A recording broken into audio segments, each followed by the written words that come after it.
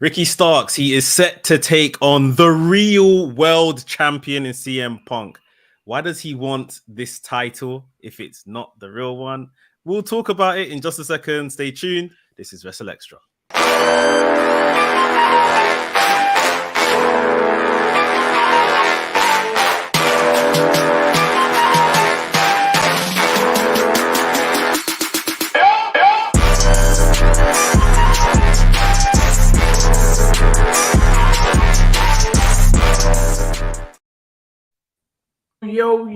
Yo, this is WrstlXtra. I'm your boy, A Dazzle, the Black Wrestling Advocate, always joined by my trios team, Mex, the WrestleManiac, if you will, and the professor that is Gerard Bonner.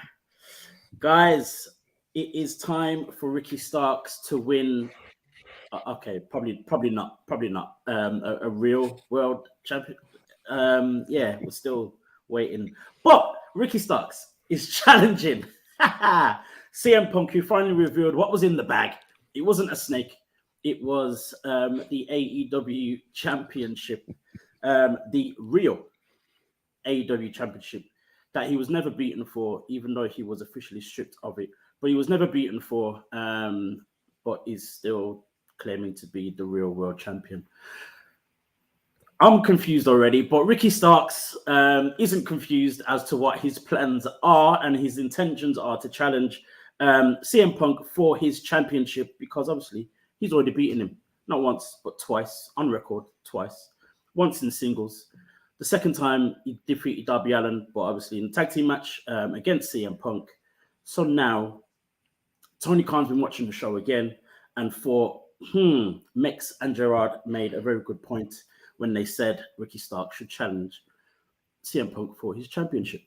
Mex, what did you make of the promo of this whole thing and the real AEW championship? The segment was very, very good. I think the whole show last week was very, very good. But I think that this particular segment was very, very strong. This is what you bring Punk back for. I know it comes with a lot of controversies and dramas when Punk's in town, but like these are the kind of moments you bring him back for. Like, you know, the deliberate trying to be a baby face, telling the crowd, "Oh, I always turn up to my towns." The deliberate Hogan, you know, stuff to the crowd and bringing out the black graffiti, big X, no coincidence that covered the E in Elite. I wonder what E stands for and who that represents. But obviously he tied it in with his character and what that X represents to him, what is always represented to him. Ricky Starks, like I said last week, he's just in his bag right now. The whole coming out and saying what he said and then pretend I'm going to go away and make my entrance. Nigel McGinn is selling it on commentary like he didn't just see him. Like, it was just brilliant. And again, it's him. He's taking the stride now. Like, yeah, like I want that title that you have there. Now, of course, I guess both men are kind of ignoring the elephant in the room that there is someone else with the actual world championship because he won it. And to be honest, if that would be my one kind of hole to pick. Going a bit of a tangent here, but my one hole to pick was that MJF was on the show. He was on the show where another man was claiming to be world champion. Yes, he's doing other stuff, but wouldn't you just come out and just say, "Shut up, shut your mouth"? Like, that's a lie. Right. Like, but yeah. So Ricky Starks is going after a championship, which I guess he knows isn't legitimate. CM Punk is saying it is. I guess it's in this kind of territory of the FTW belt. It's not recognized by AEW. Yes, they are announcing that they're having a championship for the real world championship because that's what the match card said. But I mean, I don't know why they're calling it that. Just call it the world title, the AEW world title, the same as the other one. Putting emphasis on real, I don't know. We're just waiting, I guess, for, you know, MJF and CM Punk to come head to head with all of this. But, you know, Ricky Starks continues to make good of what they're giving him. He looks like a complete star on Collision. Like right now, it looks like it's literally Punk and Starks are the top guys of Collision. You know, everything they're doing is hitting. Both seem very comfortable in their characters right now. I just thought that it's just a bit confusing as to why Starks would want this title when he knows my man isn't actually the real world champion. But it's all good. It's all good right now. The story's progressing well. I feel I can answer the question now as to why Ricky Starks is going for it.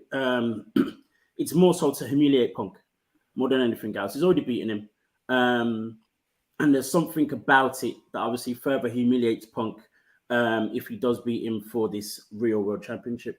My question is for you, Gerard. Is Ricky Starks becoming the greatest unrecognized champion in AEW?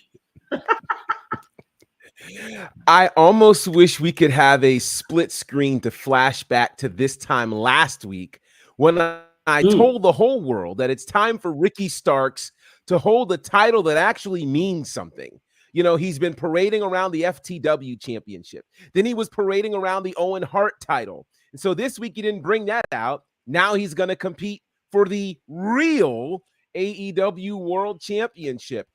Are we making Starks? Are we making Ricky Starks the king of the titles that aren't real? Why are we doing this? Like, I don't understand it. Now, here's the strangest part of all of it. The strangest part of all of it is somehow in the middle of all this, Ricky Starks is becoming a real star. It's amazing to see. So yeah, I don't like this trend of Starks having to be the guy that has multiple titles that aren't actually recognized. It should mean something at some point, I would think.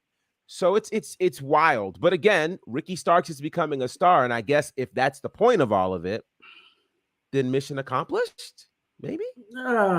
Yeah, it's making me now. It's making me now question, you know, whether Ricky Starks really is absolute, because because it's all too coincidental. Wasn't absolute, exactly. Yeah.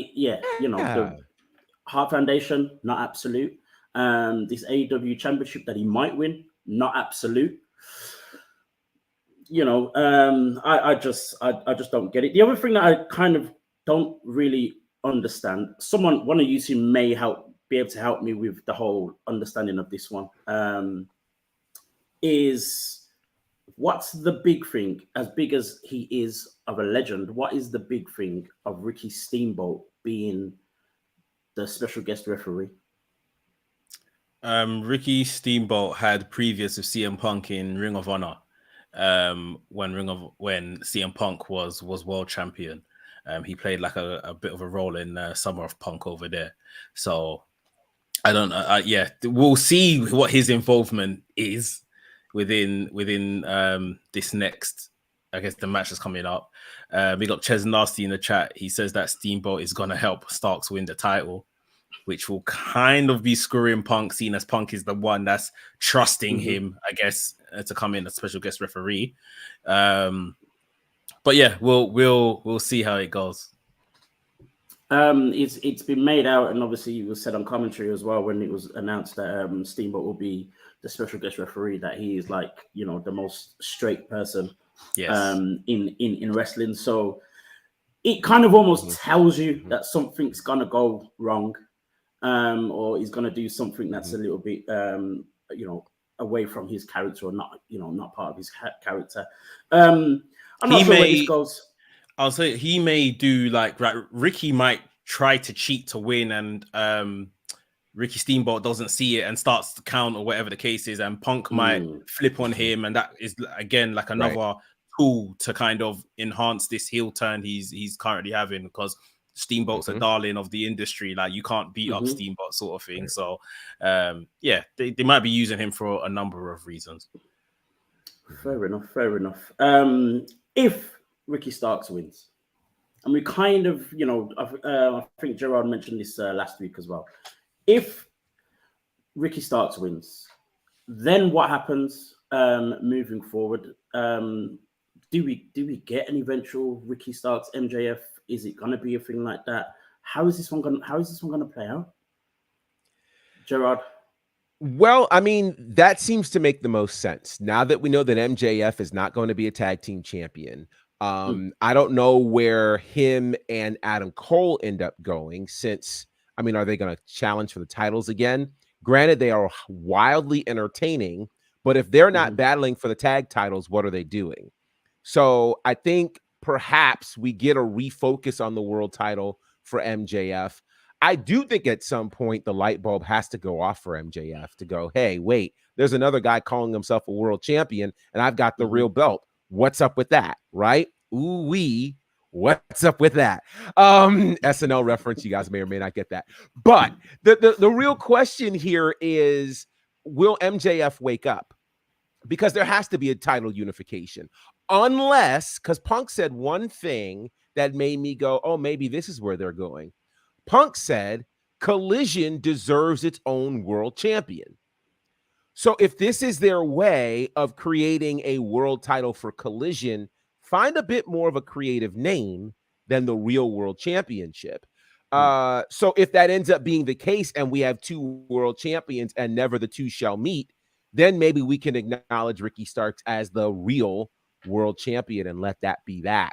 Other than that, then there has to be some sort of pun intended collision between MJF and Ricky Starks for the world championship. The company is too young and is not big enough to have two people claiming to be world champion and nobody acknowledges it. After all, their own history has been where you have an interim champion and then somebody else holding the title, and they've had too many title unification matches in their 4-year history to completely put the blinders on for this one. Mex, you had an interesting debate on Twitter. A few days ago. I got cooked. Did you? Oh wait, I got cooked. What happened? I wasn't debating with no one. Tell us a little bit more, because it all kind of pertains to this whole 2 championships thing. The difference between it kind of became like a difference between WWE, AEW, and kind of how did it all kind of transpire, and what was the main thought coming out of it? Well, apart from you getting cooked, but you know, what was it? My original tweet was, in quotation marks, they will never have 2 world titles. This isn't WWE. Now, that was made in reference to fans when Punk was coming back.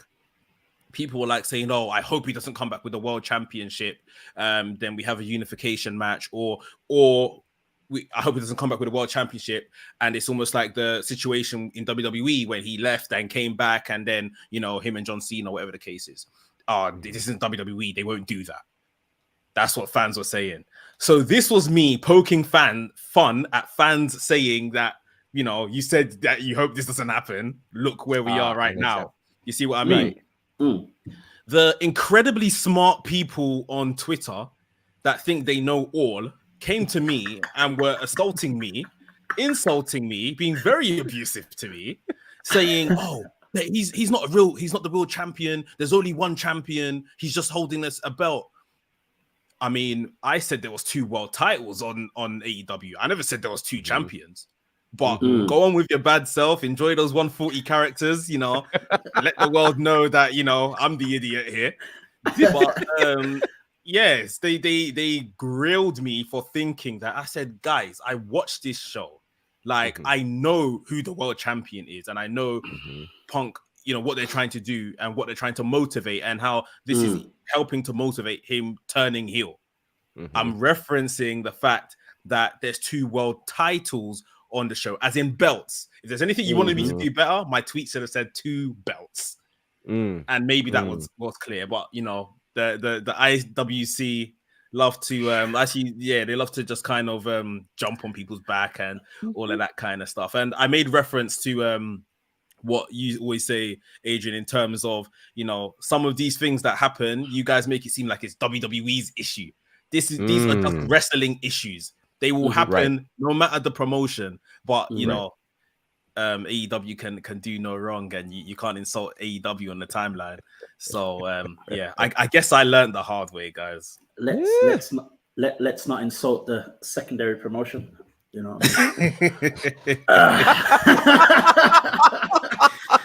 Yeah. Said by one Paul Levesque on the Cody Wow. Rhodes documentary. Very interesting. Wow. Yes. Very interesting. Great documentary, by the way. Amazing. I literally finished watching it about an hour ago. Phenomenal watch. Woo. Speaking of WWE, we turn our attentions to WWE. NXT just had the Great American Bash. Another very good PLE from NXT. Great American Bash, the summer party for NXT, with SummerSlam coming up this Sunday as well, of course, for WWE. Let's go through a few things that happened there. But the biggest story, let's go to the biggest story. I believe it's the biggest story.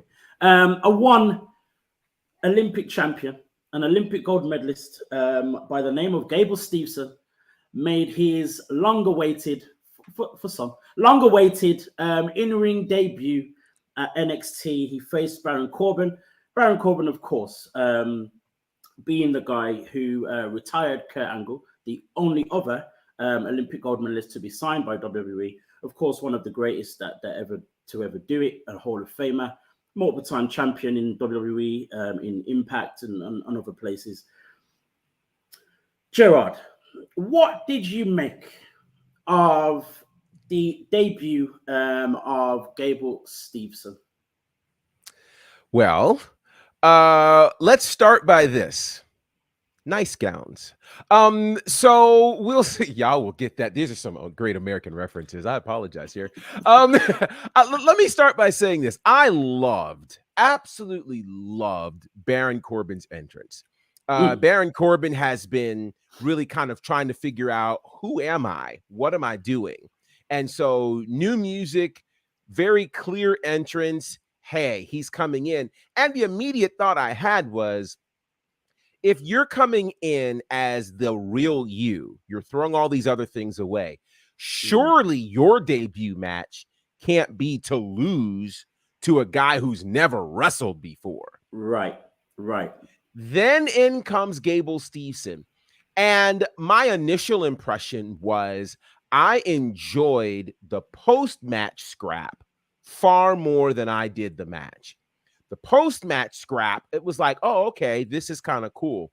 Inside the match, it was very clear to me. I understood precisely why Gable Steveson did not appear on Monday Night Raw, even though he was drafted something like 2 years ago. It's very, very clear that he needed to be in NXT. And to be fair, I think they really tried to do all they could. I think they gave him every opportunity.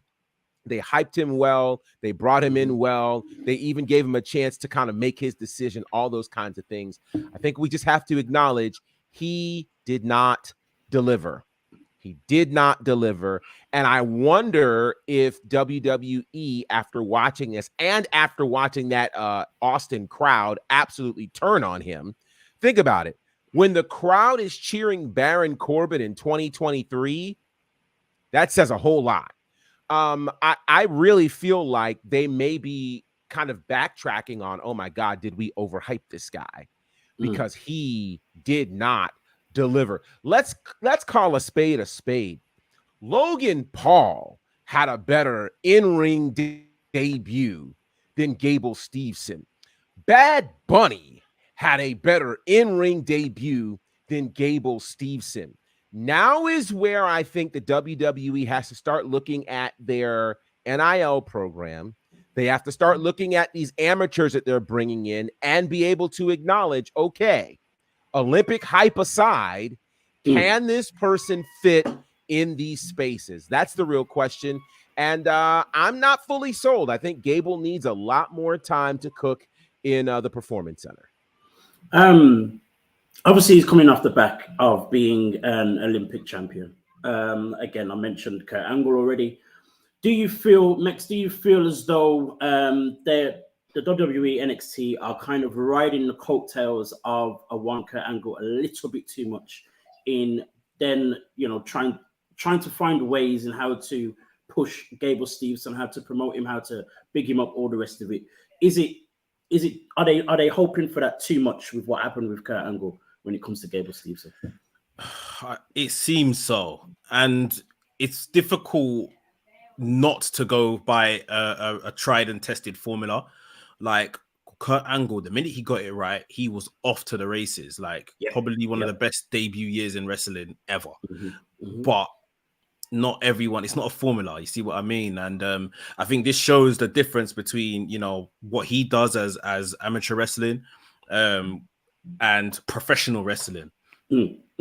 I watched the match. I just couldn't get into it. So I probably need to watch it again to give it like a fair go. When I was watching the pay-per-view, I don't know if I was too critical or I don't know. I just need to watch it again.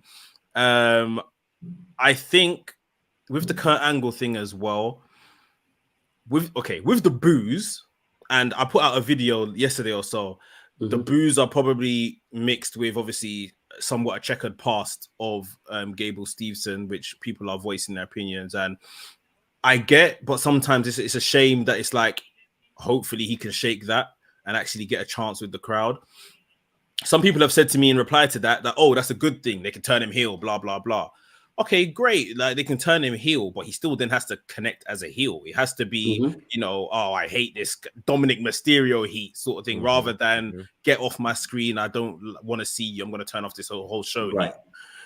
So yeah, it's not just he's getting a reaction and let's all kind of wave our hands and we've got one here, guys. It's the reaction has to be, you know, to do with wrestling sort of thing. And lastly, I'll just say again, with the heel turn, if that's to happen, it's another parallel with Kurt Angle. Kurt Angle obviously turned that into comedy gold and just absolute brilliance. But I don't know, man. It's showing for sure that this ain't easy. You can't just come into this world and, you know, get it. And like Gerard said, we've seen people that are probably further removed from wrestling come in, and maybe it's that element of they've come in with a blank canvas, so that it's easier to take on instruction. Adrian, you also mentioned that they've done everything. I remember reading that obviously Gable was still in college. They went and set up rings or something in his college or on his campus so he can be practicing. Like it is not easy. So, like I said, I need to watch back the entire match. The post-match, you know, stuff obviously grabbed me because it was just mayhem. And he probably could have done a bit more with that in terms of maybe just making the entire match just more of a scrap. They could have just had like a segment on the pay-per-view and just said, you two just go out there, cut some promos and have a scrap rather than an actual match. Because like Gerard was saying, it's like, this guy's just reinvented himself. This guy's debuting. Who's making the L? Who's losing here? This sort of thing. Maybe that's why I couldn't really get into it as well. But a lot to be desired of. The world wasn't too sure of that debut. To give a bit of a history, a bit of backstory, or whatever, so context is probably the better word. So Mex mentioned, you know, fans being a little bit disgruntled with Gable Steveson because of a checkered past. He was, you know, at one point accused of rape. He was never charged. Apparently, you know, it's been said that it's down to some loophole or whatever. Then you've also got this whole thing of him training and, you know, things being built in the college that he decided to stay at and all the rest of it. And it kind of just feels as though his head kind of wasn't necessarily in it. He wasn't as, you know, 100% dedicated to the pro wrestling as, you know, WWE probably hoped he would be and all that kind of stuff. You know, you've got a man who is, you know, parallel to Kurt Angle again, winning the Olympic gold medal. Parallel to Brock Lesnar, both coming from the same university, winning the same NCAA wrestling championship, all that kind of stuff. Even, you know, Brock Lesnar said good things about him, mentored him in parts as well. So there's so much pressure on this guy to be phenomenal straight away. I don't know whether that is unfair on him or he hasn't committed enough to make it work. An interesting quote that Gerard and I have seen just before we came on air was from a two-time Hall of Famer known as Booker T, who said the following about Gable Steveson. I'm going to read it so I don't misquote it at all. He ain't no Kurt Angle, Angle came in and was willing to literally fall in and dive into learning this business. I'm on the fence with this kid, not bought in. Now, I don't know how. Did he said that on his platform, his podcast? Yes, he did. Yeah, on his platform. Yeah, yeah, on Hall of Fame podcast. Yeah. Now, I don't know how much. Obviously, Booker T is there in NXT, but I don't know how much he sees of the dailies, the daily goings on in the Performance Center. I don't know how much he's seen of Gable specifically. But for him to say that Angle was willing to do more than Gable Steveson, I think it's shown from what we've said and how we've evaluated his the match and what he did in the ring. It's quite obvious he's not all in it as much as he's probably either expected or supposed to be. And I think for me that's a massive problem, especially when you get the other problem of the WWE trying to replicate Kurt Angle, literally. For me, one of the big mistakes, I'm going to say this real quick. One of the big mistakes, in a very small one, is him coming out in that whole all red kind of this, American, as they call it, I think they call it blue chipper, all American guy. It should have been something very simple. I think I've seen a picture recently of him in like this black, gray, and blue singlet, which just works. It was, those little details make a massive difference, and I think that on top of all this other stuff, it's just not working. Max, what were you gonna say? Yeah, even just on the attire thing, he could come out as like just some type of just regular guy. Like I'm an Olympic champion, like I'm coming to conquer wrestling now, like professional wrestling. Like he doesn't have to come out with literally I'm Mr. America. Like I know it's NXT 2.0 whatever, but they don't need to stress on that so much because you're suffocating the character already. The thing in regards to you saying he's not maybe completely all focused or it's not all there yet, when I think about it, could very much be because he is actually still competing in amateur wrestling outside of the WWE. But that was by choice as well. Well, yeah. So that's exactly why he's not kind of all paying attention. It's like maybe he's thinking even there's something as simple as injuries. I don't want to pick up an injury here when I still got this that I want to achieve. I think he was chasing the NCAA thing championship for a third time, something no one has ever done before. So if you can get that accolade to his name, and maybe he's got an Olympics again on the mind, these are things to easily distract him from, what's this fake wrestling stuff. Like I can come here, I can make a bag and whatever, but my real sports accolades, I'm still in the midst of that. So let me give 20% over here while I'm still chasing this other stuff. Gerard, do you think, with all of that said, that it was then too early for WWE / NXT to even put him in any type of competitive match? I do. I think it was too early. There are parts of me that wonder, did he wow them, in the Performance Center enough for them to say, not that you deserve a spot on Level Up or that you deserve a spot on NXT TV, but we're going to debut you straight on the Premium Live event. I'm trying to be careful because he's only had one match, but I find it almost egregious when you have 4 different competitors who had to be on the pre-show and it was their first Premium Live event experience and they had been in the trenches there. We watched what Lash Legend has gone through. Jakara Jackson, Valentina Feroz, and her partner, right? All 4 of them making their Premium Live event debut, and this guy automatically gets skipped to battle a main roster competitor and stinks up the joint. To me, I do wonder, are you fully committed? Because here's the difference between him and a Kurt. There are a couple of differences between him and a Kurt Angle and a Brock Lesnar. Kurt Angle and Brock Lesnar, first of all, are freaks of nature.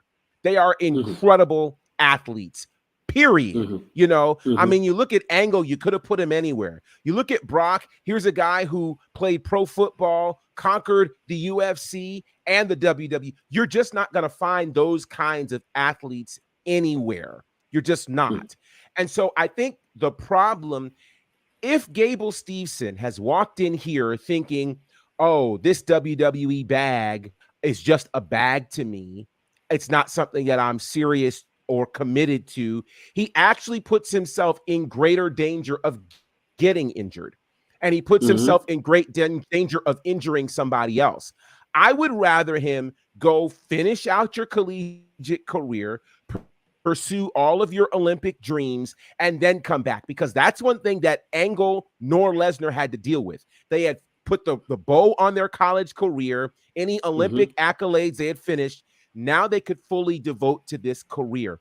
What people don't understand about pro wrestling is you can call the results predetermined, but it is one of the most athletic sports, period. You couple in travel, and there's no days off, that there's no off season, and that you turn around and you have to actually protect the people that you're working with while making it look like you're trying to hurt them. That's more dangerous than if I just full on out and hit you full force. It takes far more precision. And so if you're not going to be committed to it, give it to a spot to somebody who is. The other thing I'll say to what Mech said is, isn't it interesting that with all of these former athletes, like a Lash Legend, like some of the other football players who have come in, they've not built on those things in terms of their character presentation. If you didn't know who Lash Legend was before, you would not have known that she was a mega star in the WNBA. You know, some of these other players who come from college football and the like, you would not know based on what they're being presented with in wrestling. Shoot, his brother, Damon Kemp, wasn't presented as the brother of Gable Steveson. And Damon Kemp is far better than Gable Steveson. So I think, to that point, Max, let this man come in on his own merits and be whoever Gable Steveson is outside of the Olympic champion and all that other stuff, because clearly he can't handle that level of pressure. And that's the thing I was going to go to as well, in terms of, you know, the difference between him and Damon Kemp, real name Bobby Steveson, his brother. Obviously, Bobby Steveson hasn't as many accolades as Gable in the college scene. Still very successful in his own right at the same time. But then he has dedicated himself to NXT and pro wrestling for the last year or so. And we can see, while he's not a polished individual, we can definitely see the progression since his debut to where he is now, the type of character he has, all the rest of it. We could answer the question as to what his character is and all the rest of it. Whereas obviously his brother is very much struggling. The problem that Gable has that isn't necessarily his fault is the simple fact that he won the Olympic gold medal. I don't think he could ever be presented or make a debut or first come into this whole thing without that being a thing. I think that's going to kind of almost have to take time. The only question on his part, or for him to do, is the commitment part of it. And I think the WWE has made a mistake of trying to put him in now. Like you said, Gerard, allow him to finish what he wants to do on a personal level, then put the work in, then do something, then think about how you're going to bring him in, all the rest of it. Can I just add, yeah? Now, I don't know this for fact, but I'm going to speak it like I know it for fact. There is no way on this earth, yeah, that they have given the likes of a Maxine Dupree more attention than they've given Gable Steveson. And we can see it stark daylight what a committed person, and Right. yeah, she's still getting to know the ropes, but she is in a different kind of universe. It's the same thing. She's been thrusted into wrestling on live TV when I'm sure she was brought in as a manager. Yep. She was brought in as a manager. In NXT, they realized, right, this is a manager. They put her on the main roster as a manager. I'm pretty sure in saying she has wrestled for the first time or learning to wrestle for the first time this year, this calendar year. So yeah, you know, this is someone that's committed and is doing all the right things and has had a shorter period to get ready, versus someone that has actually a amateur wrestling background, which you would think would help him, but you can just see through body language and what is happening that he's not all there. And it's just very interesting to see someone that's, you know, clearly diving at their opportunity that they're given, and someone that's just like kind of laissez-faire, as they say, you know, relaxed about it. It's very interesting. And it's interesting as well, like even with Maxime Dupree, I'm sure there would have been some kind of performance center training and, you know, doing some drills and all that kind of stuff, but they made a decision quite early. At the time she was at the time she would have been there, we were still coming out of COVID, so there was no NXT live events, all that kind of stuff, you know, house shows, all that kind of stuff. By the time she was on main roster, that's when they restarted, so she wouldn't have had that experience either. So yeah, she definitely is kind of coming in, and the matches that we're seeing her having now, what, 3 she's been involved in, maybe, one singles match, and you can see that there is a commitment. We know that she's green. It's quite obvious she's green. It's part of her story that she's green, so she gets away with it in that respect. But at the same time, we can see that there's a level of commitment that she needs to have in order to kind of make any level of success. And at the same time, wrestling career. And at the same time, where we're saying WWE throw this guy into the fire on a PLE and all that stuff, what they're doing with Maxine is brilliant in terms of actually telling the story that she's green and she's learning on TV, and that ultimately takes the pressure off anyway. They could do something similar with Gable and, you know, Baron Corbin clowning him that this isn't, you know, collegiate wrestling and everything like that. You know, this is professional wrestling. I'm the best at it, blah, blah, blah. But they've literally led with, he's an Olympic gold medal champion that's won this, that's won that, blah, blah, blah. And making the fans think, oh, I'm literally going to watch the Black Kurt Angle here. Right. And it's right. You know what? I just had an interesting thought too, because a previous Olympian who predated a Kurt Angle was one Mark Henry. And they brought Mark Henry in a similar way. And then when they realized, hey, wait, you know what? We need to give him some more time. They took that Olympic stuff off of him. He stopped talking about it. And then they put him in with the Nation, and they got him around some people. And before we knew it, you know, he was doing the Nation thing. Then he was Sexual Chocolate. And then he had his own ascent. I hope that they will learn, take this Olympic stuff off of this man, because from Mark Henry through now, we've got enough examples to say, here, they can catch it, or they need some more work. They didn't have the Performance Center for Mark Henry or for Kurt Angle. They have it for Gable Steveson. Let him cook in there as long as possible before he comes back out. That's very Chad true. Gable as well. I was going to say Chad Gable's another Olympian as well.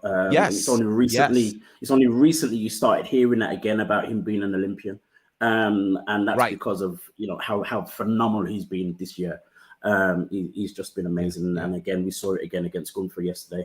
And I can say one thing, as much as, you know, Mex made reference of, you know, Gable Steveson being the Black Kurt Angle. The other person that we had that was close to a Black Kurt Angle was Jason Jordan. And Gable Steveson ain't no Jason Jordan, not even a Jason Jordan. He's no Shelton Benjamin either. Oh gosh, exactly. He's got a lot of work to do. Some his fault, some not his fault. But someone needs to be brave, whether it be Gable himself or someone either in the writing team or the higher ups that need to make a decision and say, listen, this just isn't ready just yet. Let's just slow down and see what happens.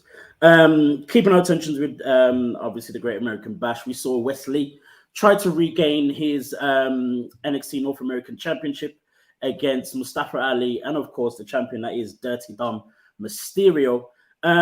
Mex, give me a little run through of what happened in this match, how you felt about this match, and what you thought of the whole thing. There was parts of this match, where I did zone out a bit, and I was just thinking, man, what if we just had Mustafa Ali and Wesley? I was just thinking this, but you know what? They turned it into a sports entertainment spectacle somewhat, with obviously all the shenanigans of the Judgment Day and Dominic Mysterio, whatever the case is. So it kind of took away from it. I love the finish. Like Wesley showed, really strong resilience, both from attacks coming from Mustafa Ali, Dominic Mysterio, both trying to pin him because he was basically dead at that point. Dominic Mysterio hit him with a frog splash and got the win. It's just interesting to see now. Right, you ain't won your rematch. So what's next on the cards for Wesley? It's going to be very, very interesting to see.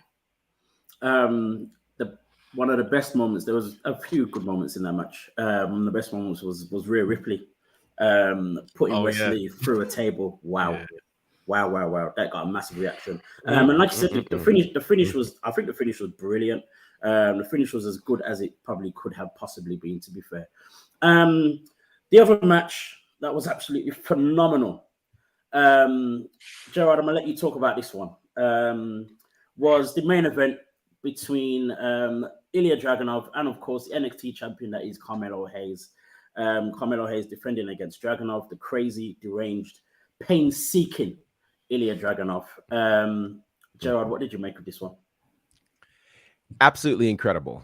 Absolutely incredible. I think it may be safe to say, and I'm trying not to be a prisoner of the moment, but it may be safe to say that that was the best main event of this new chapter of NXT that we've seen.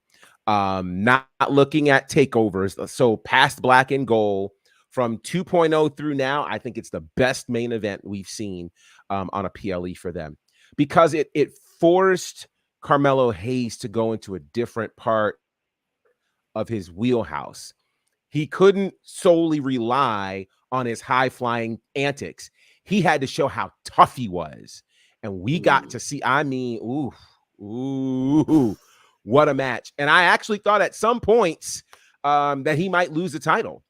I really thought at some points he would lose the title. And if he had, I couldn't have been mad, because it's clear that there's something cooking with them and Lashley and the Profits.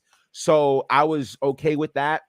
There is a part of me that's wondering if we're going to be hearing more about how the match ended, particularly with, Carmelo moving out of the way and then Trick taking that blow. And part of me wonders, like, is that going to cause some rift at some point? Because more and more it's feeling like, could Trick make that turn at some point? It's feeling that way. And I just keep feeling like at any moment, Trick is going to do the deed and we're going to be off to the races. But what a match. What a match. What a match. Incredible. I was very skeptical of this match, or more so Carmelo Hayes coming into this match, especially with Dragunov being, having the star that he has, the matches that we've seen in the past with him against Dijak, even the one with Bron Breakker, of course, the famed one that he had, the most recent one that he had with Gunther as well, back on NXT UK. I was just like, how does Carmelo Hayes deal with this? I almost thought it was like almost a shoo-in that he was going to lose, and especially with this whole thing with Bobby Lashley happening on SmackDown as well. It was a way for them to kind of take him away, and eventually put him on SmackDown, however long that's going to take. So it was interesting. It was heartwarming to see just how much he put into that match. The toughness, having to kind of rethink his own style, how to attack, how to defend, all the rest of it. It was an absolutely phenomenal match.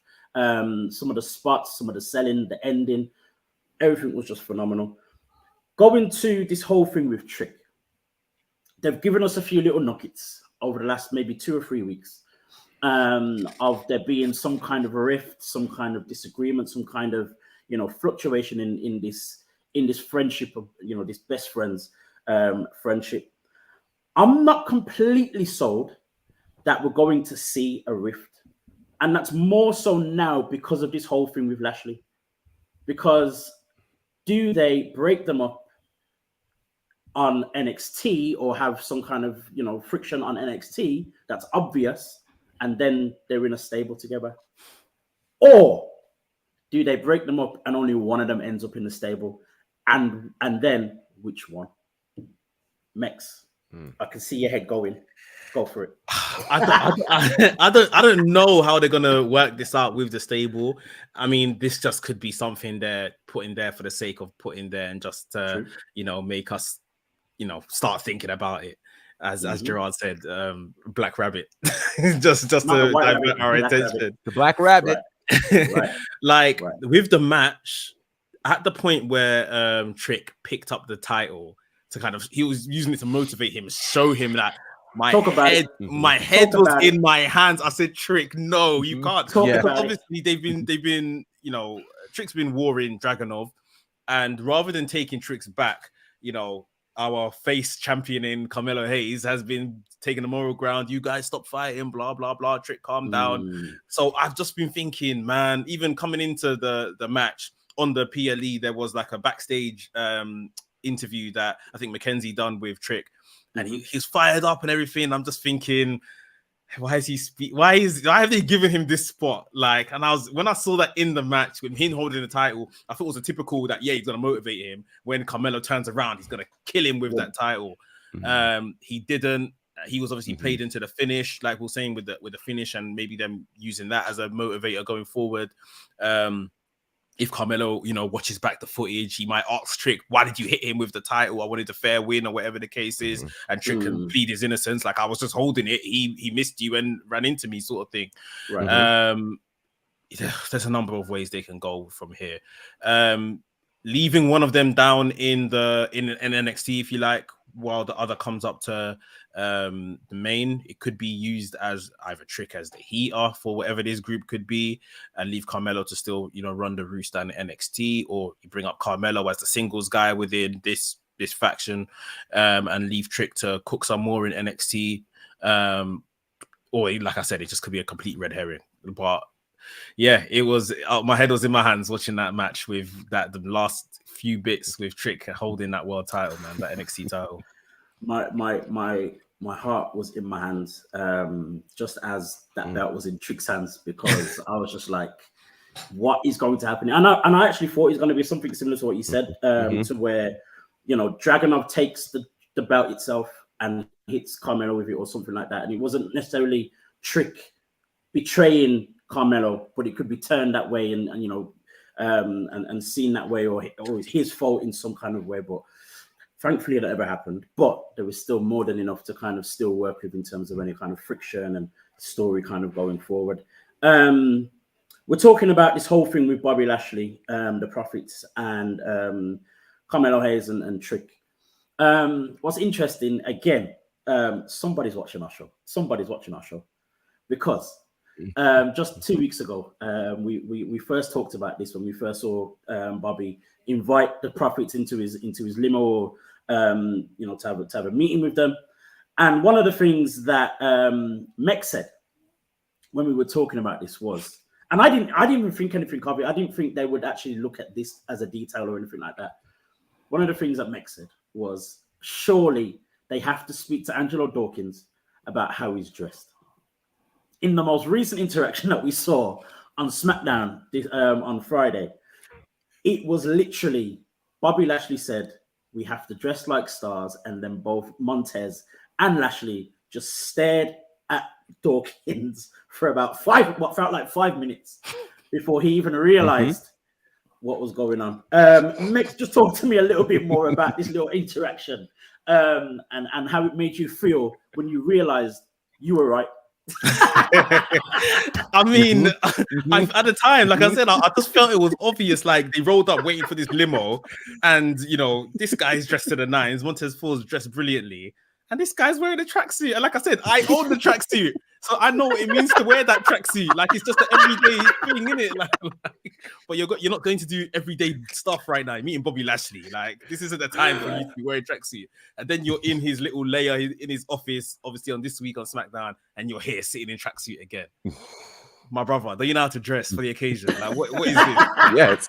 Read the room. Yeah, for them to draw him out, I said, okay, cool. Like they've addressed that in it, because like I was saying that possibly they may use this as a reason to discriminate against him, discount him from whatever plans they have going on. But it seems like that's not the case. They've called it out pretty early, and it goes in a different way. Maybe some type of change is happening here to fit in with whatever Bobby's vision is for whatever this is.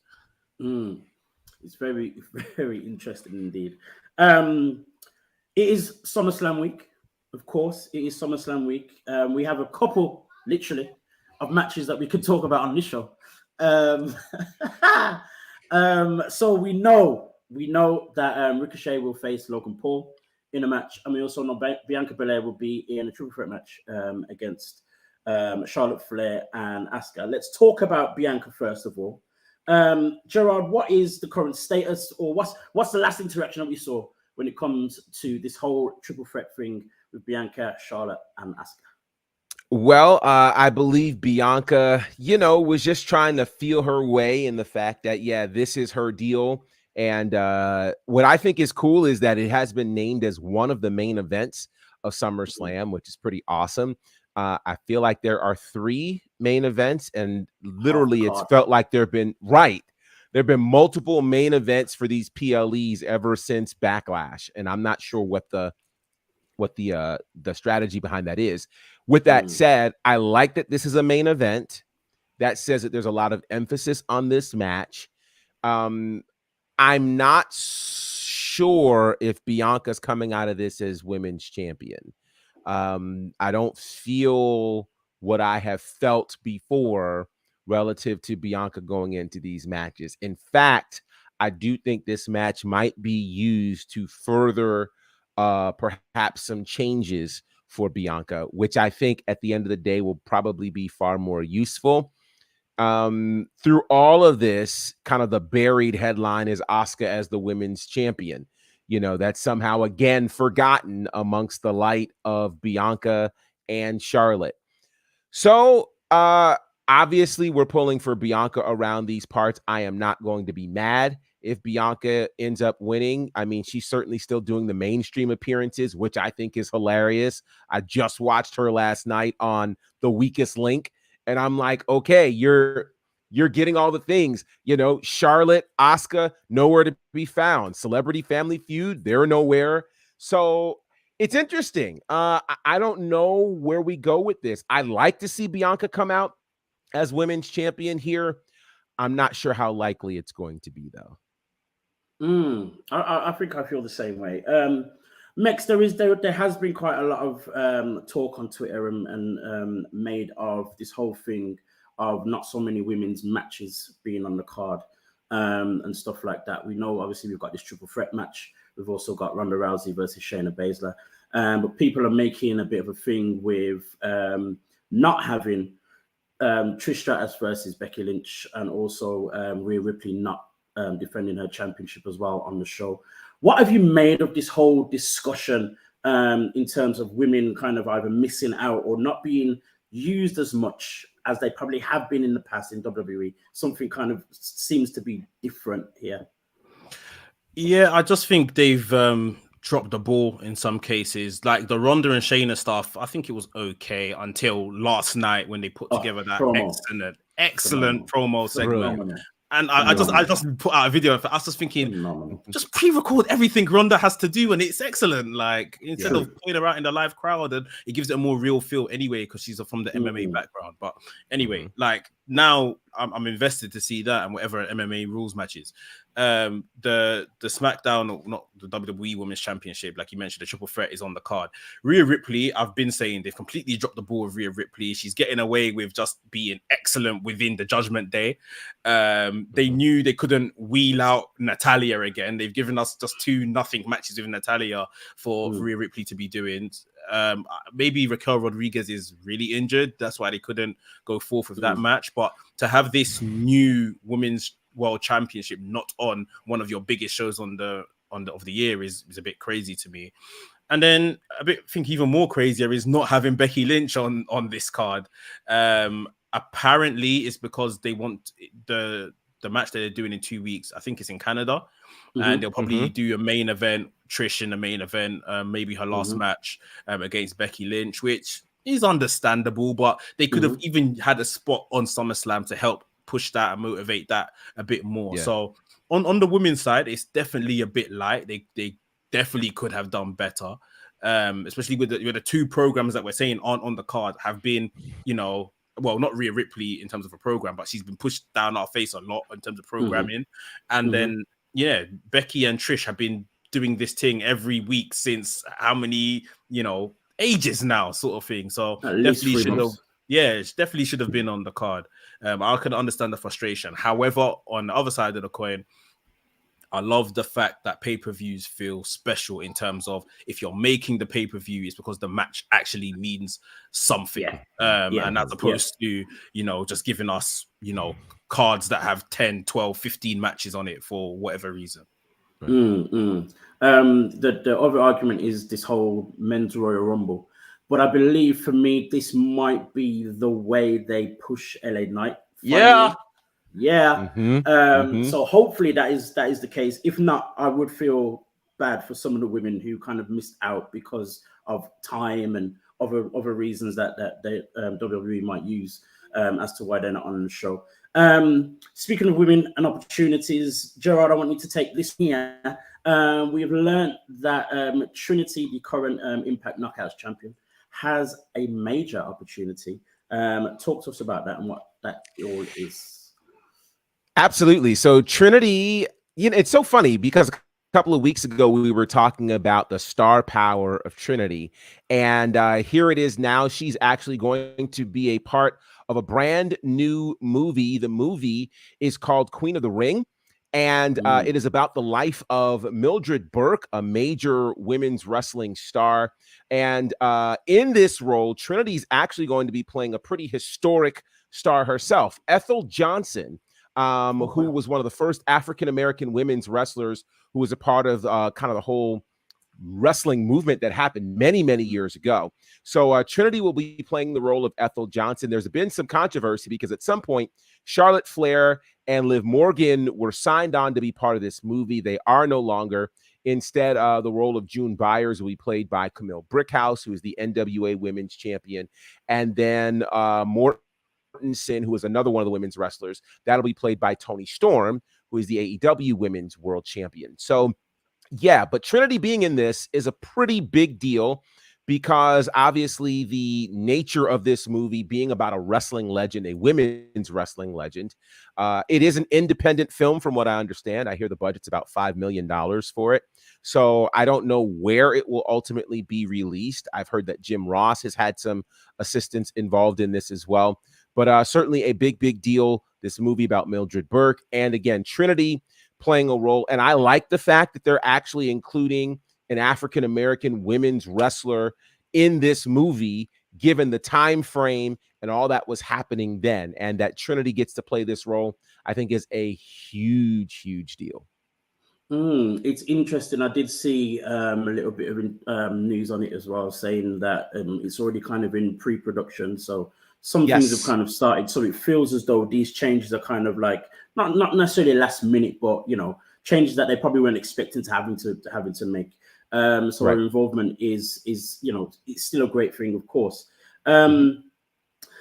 What's interesting is obviously we mentioned, as you said, a few weeks ago when she won the championship or on the verge of, is that her star power is just is now somewhere else. Do you believe that this opportunity may have happened had it been maybe 2 or 3 years ago when she was still in the WWE?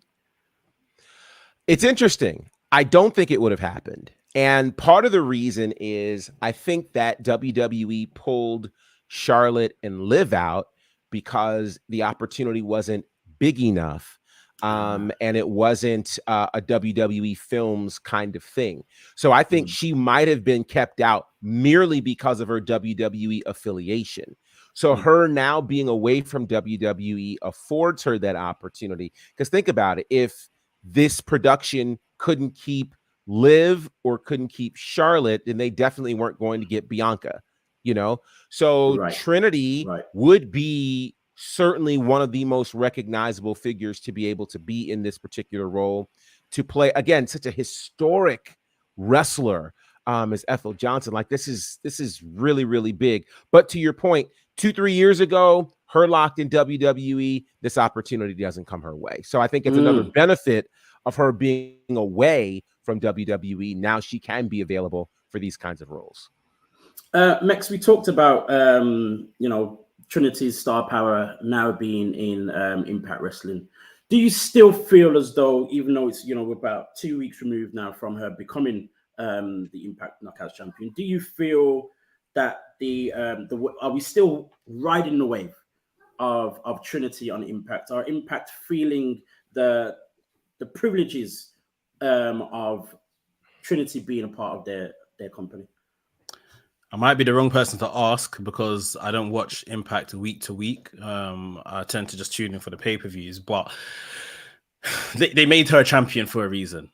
And even through this opportunity, it will be reported as the Impact Women's Champion, the Impact Knockouts Champion. Trinity is starring in this role. So this is the kind of exposure that, giving yourself, going to these other companies and being able to do other things allows. In WWE, they curtail all this kind of stuff, and you can't usually do it without their blessing, which takes a lot to get anyway. So yeah, I think they've invested in her somewhat for the long haul. It looks like they've now put their women's championship on her, so you can only expect that this is what she wanted to do, wrestling, as well as start, dipping her foot in other opportunities. And I was listening to Wrestling Observer Radio the other day, and there was a comment there that the likes of Jade Cargill has no intention at this time to return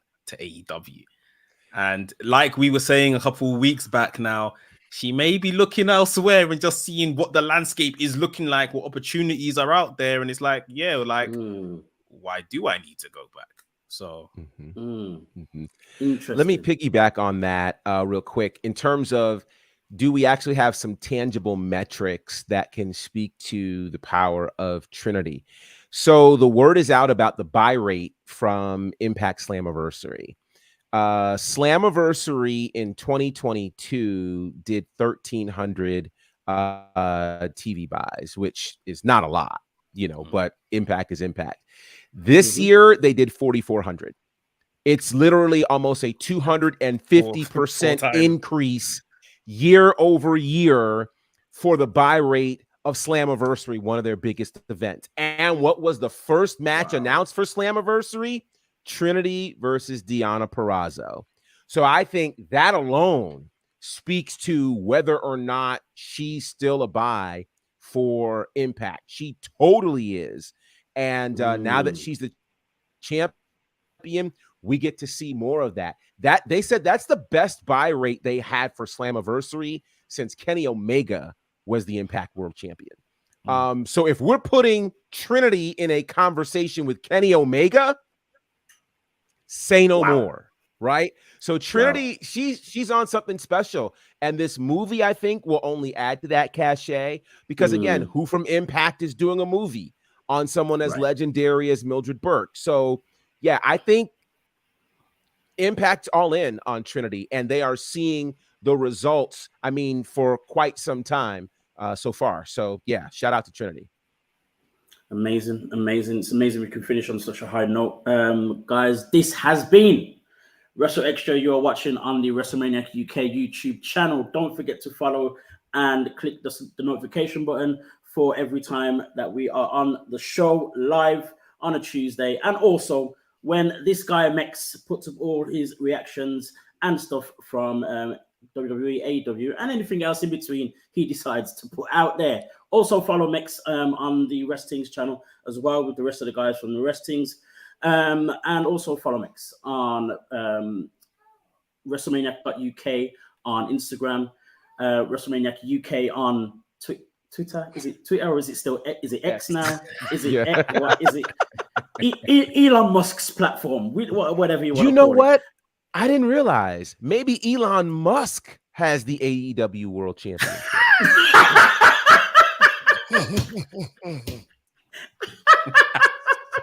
I'm just saying. Wow. Right in the middle of the world title. You can also follow this guy, Mr. Gerard Bonner, on all things Bonafide. Also catch him on the Faction Show on Battle Slam, on Southern Honor Wrestling, and on the Nightmare Factory. I'm surprised I didn't actually see your face on Cody Rhodes' documentary, like in the background or something like that. I was looking for it. I was looking as well, like, am I gonna make this? I probably would have lost it, you know. It's crazy. Oh my god! You can follow me, A Dazzle, on the Black Wrestling Alliance on Instagram, and BWA Dazzle on Twitter, X, whatever you want to call it. This has been WrestleXtra, and we will see you again next time. See you later, guys.